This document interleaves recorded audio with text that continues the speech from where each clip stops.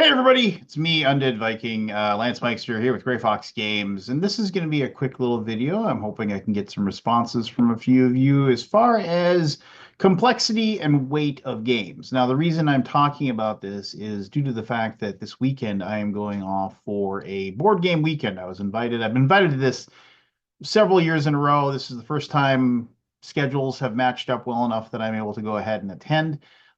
This is a thing where I asked, well, what should I bring? What kind of games? And the response to me was anything that is 3.5 or less. And I was like, what? What? And then they're like, wait.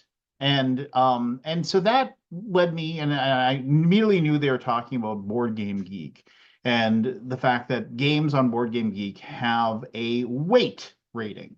Now, this is something that is voted on by users within Board Game Geek. So it is a completely, for lack of a better term, crowd-funded number.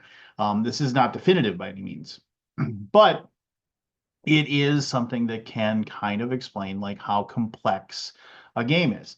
Now, one of my favorite designers is known for their complex games, Vital Lacerda. I hope I'm pronouncing that correct. And I have enjoyed the games that he has created.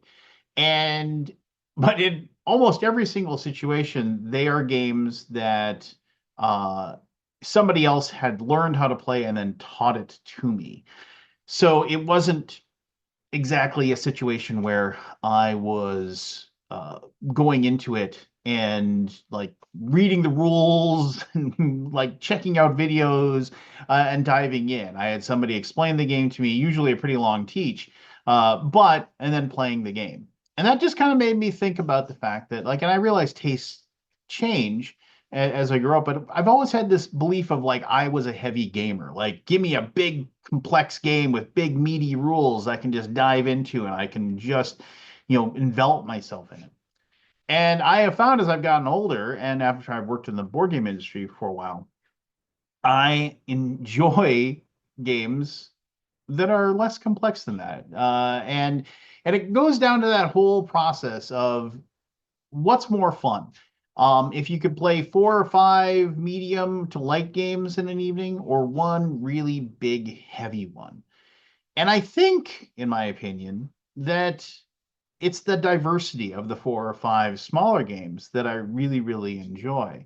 Because ultimately, we as consumers of our game time, like the first time you play a game, it's kind of fresh, it's new, you don't really know what's going on. And then when you get done, unless it's, a very, very light game, you have the mentality of, I really want to play that again.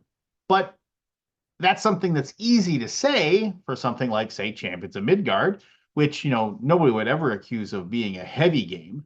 But you can see yourself sitting down and playing another game of Champions of Midgard over an hour and seeing how well you do compared to the last time you played. But if it's a game that is super, super dense and super, super complex, and you had to go through that maybe 45-minute teach plus a 3, maybe 4 hour game, you might feel like, I really wish I could try that game again. But finding the time and the players and whatever to do that again is going to be more difficult. So maybe it's more of a situation where it's just the reality of your time and the players you have and what have you that dictates what you can and can't play more than what you personally prefer. But I'd love to hear your thoughts on that. Would you rather play, medium and lighter games, or is it one of those situations where you already do play super heavy games and that's how you enjoy your game time? Or do you want to be able to play heavier games, but you just don't seem to have the right group or the time to do so?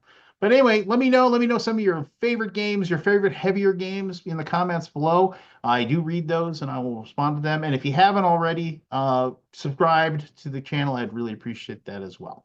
So anyway, take care of yourself, and we'll see you here next time.